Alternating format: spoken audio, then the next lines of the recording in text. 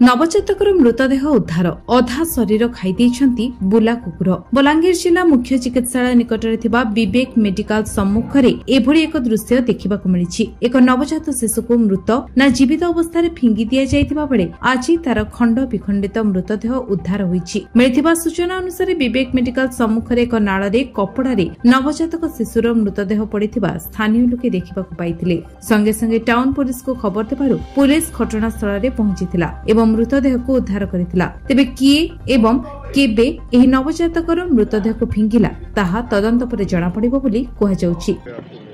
प्रकृत में दुईटा जिनस कथा उठुचे जगार जे से छुआ के जीवित अवस्था किए पकईछन ना मृतदेह के पकईछन तार इनक्वारी पुलिस करबा मेडिकल कर्तृपक्ष करबे तारपर जिनसटा सामना के आसबा।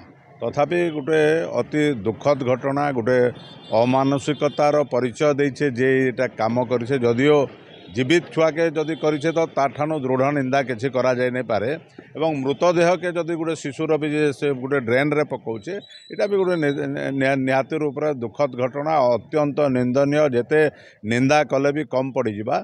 ई प्रकार घटना बलांगीर रे आगुरु भी अनेक घटिछे। तार लगी लोक सचेतनता दरकार एवं तार बाहर दोषी विरोध में दृढ़ कार्यानुष्ठान दृष्टांत विगत दिन रे भी नाइन एवं मुई तो निश्चित रूप से दाबी करमी जे तार इन्वेस्टिगेशन करा जाऊ एवं दोषी विरोध में गोटे दृढ़ कार्यानुष्ठान जदि ग्रहण करा जिबा ताहा सभ्य समाज के गोटे उदाहरण हेबा। बलांगीर अंजु पृष्ठ रिपोर्ट विश्व विजय न्यूज ओडिशा।